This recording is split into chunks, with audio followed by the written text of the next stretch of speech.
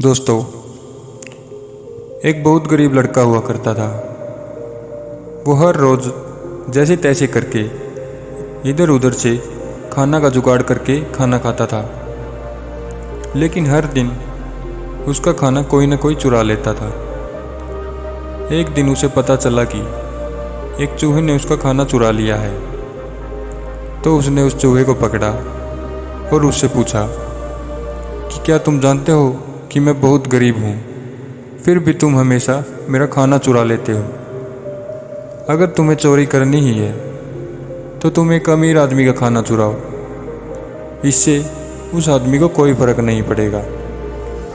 तो चूहे ने उस लड़के से कहा, तुम कितनी भी कोशिश कर लो, तुम्हारे अपने जीवन में तुम्हें सिर्फ उतना ही मिलेगा जितना तुम्हारे भाग्य में लिखा है। तुम कितना भी खाने का जुगाड़ करो, तुमको सिर्फ वो ही मिलेगा जो तुम्हारे भाग्य में है।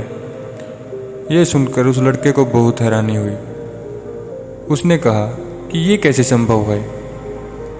तो चूहे ने उस लड़के को जवाब दिया कि यदि तुम अपने सभी प्रश्नों का जवाब जानना चाहते हो और ये जानना चाहते हो कि तुम्हारे भाग्य में क्या लिखा है, तो तुम्हें महात्मा बुद्ध के पास जाना चाहिए। वो तुम्हें बता सकते हैं कि तुम्हारे भाग्य में क्या लिखा है। तो अगले ही दिन लड़का निकल पड़ता है। जाते जाते बहुत रात हो जाती है।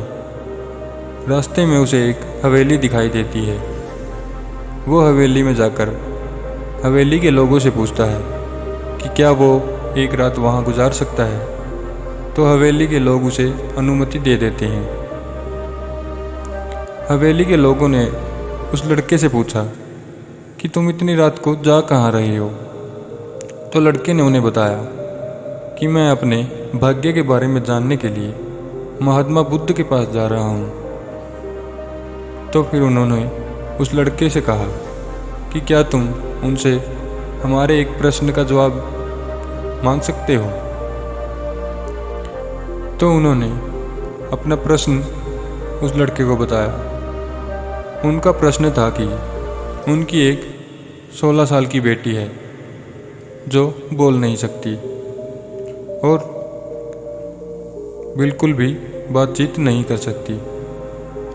तो क्या तुम महात्मा बुद्ध से पूछ सकते हो कि हमारी बेटी की आवाज़ कैसे वापस आ सकती है। तो लड़के ने कहा, ठीक है, मैं आपका प्रश्न ज़रूर पूछूंगा। फिर अगले दिन सुबह होने पे वो लड़का वहाँ से निकल जाता है। आगे रास्ते में उसे एक बर्फ़ का पहाड़ मिलता है। बहुत ही मुश्किल से वो उस पहाड़ पर चढ़ता है। तो उसकी मुलाकात एक जादूगर से होती है। जादूगर ने लड़के से पूछा कि कहाँ जा रहे हो। तो उसने बताया कि मैं अपने भाग्य के बारे में जानने के लिए गौतम बुद्ध के पास जा रहा हूँ। तो जादूगर ने कहा कि क्या तुम मेरी ओर से एक प्रश्न उनसे पूछ सकते हो कि मैं स्वर्ग में जाने के लिए सैकड़ों वर्षों से तपस्या कर रहा हूँ, इतने दिनों में मैं स्वर्ग क्यों नहीं जा सका। तो क्या तुम उनसे ये पूछ सकते हो। तो लड़के ने कहा, ठीक है, मैं आपका प्रश्न उनसे ज़रूर पूछूंगा। तो जादूगर के पास एक जादू की छड़ी थी। वो उसकी मदद से लड़के को पहाड़ के उस पार पहुंचा देता है। इसके बाद लड़के के सामने एक बहुत बड़ी नदी आती है जिसे पार करना बहुत नामुमकिन था। तभी उसकी मुलाकात एक बहुत बड़े कछुए से होती है। उसे नदी पार कराने के लिए राजी हो जाता है। तो रास्ते में कछुए ने वही प्रश्न किया कि तुम कहाँ जा रहे हो। तो लड़के ने बताया कि मैं अपने भाग्य के बारे में जानने जा रहा हूँ। कछुए ने उससे पूछा कि क्या तुम मेरी ओर से गौतम बुद्ध से एक प्रश्न कर सकते हो कि मैं 500 वर्षों से ड्रैगन बनने की कोशिश कर रहा हूँ, लेकिन अभी तक बन नहीं पाया। कि मैं ऐसा क्या करूं कि मैं ड्रैगन बन जाऊं। तो लड़के ने कहा, ठीक है, मैं तुम्हारा सवाल ज़रूर पूछूंगा। कछुए ने उसे अपनी पीठ पर बैठाया और नदी पार करवा दी। आखिरकार वो लड़का महात्मा बुद्ध के पास पहुंचा। वहां उसने और भी बहुत से लोगों को बैठे हुए देखा। तो महात्मा बुद्ध ने कहा कि मैं एक व्यक्ति के सिर्फ 3 प्रश्नों का जवाब दूंगा। तो ये सुनकर वो लड़का बहुत चिंता में पड़ जाता है और सोचता है कि उसे तो 4 प्रश्न पूछने थे, लेकिन महात्मा बुद्ध तो बोल रहे हैं कि उनसे सिर्फ 3 प्रश्न पूछ सकते हैं। उस लड़के ने उस कछुए के बारे में सोचा जो 500 वर्षों से ड्रैगन बनने की कोशिश कर रहा था, और वो जादूगर जो स्वर्ग जाने के लिए सैकड़ों वर्षों से तपस्या कर रहा था, और वो लड़की जो बिना बात किए अपना पूरा जीवन कैसे बिताएगी। फिर लड़के ने सोचा कि मैं तो बस एक गरीब सा भिखारी हूँ, भीख मांग कर भी गुजारा कर सकता हूँ। लेकिन वो कछुआ, जादूगर और लड़की, उनकी समस्या मुझसे कहीं ज़्यादा है। ये सोचकर लड़के ने खुद का सवाल नहीं पूछा, बल्कि उन तीनों का सवाल गौतम बुद्ध से पूछा। तो गौतम बुद्ध ने कहा कि कछुआ जो 500 वर्षों से ड्रैगन बनने की कोशिश कर रहा है, लेकिन वो अपना कवच छोड़ने के लिए तैयार नहीं है। वो जब भी अपना कवच छोड़ देगा तभी वो ड्रैगन बन जाएगा। और वो जादूगर जो सैकड़ों वर्षों से तपस्या कर रहा है लेकिन स्वर्ग नहीं जा पा रहा, तो उसे अपनी जादुई छड़ी छोड़नी होगी। वो जब भी अपनी जादुई छड़ी छोड़ेगा वो स्वर्ग जा सकता है।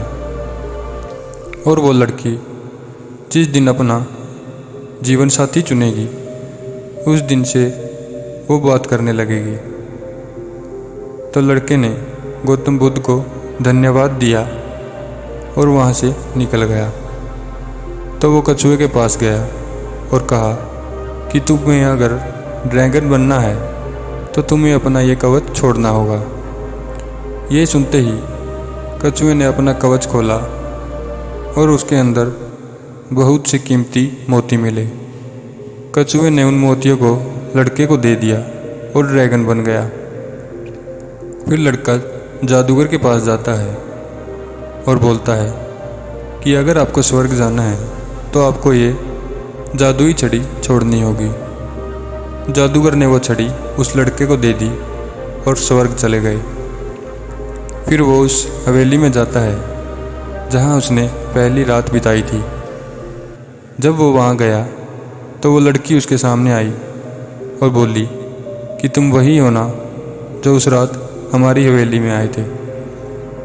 तो इस तरह लड़के को धन, शक्ति और एक सुंदर जीवन साथी भी मिल जाती है।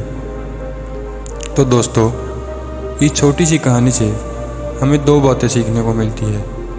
एक, अगर हम कुछ पाना चाहते हैं तो हमें कुछ छोड़ना होगा, जैसे कछुए ने सुरक्षा कवच छोड़ा और जादूगर ने अपनी जादुई छड़ी, और लड़की जो एक अमीर परिवार से ताल्लुक़ रखती थी, उसने अपने जीवन साथी के रूप में एक भिखारी को चुना। उसके बाद ही उसकी आवाज़ वापस आ गई। इसलिए मैं आपसे कहूँगा कि आप अपने जीवन में कुछ भी कर सकते हैं यदि आप अपना आराम छोड़ दें और कुछ करने की कोशिश करें।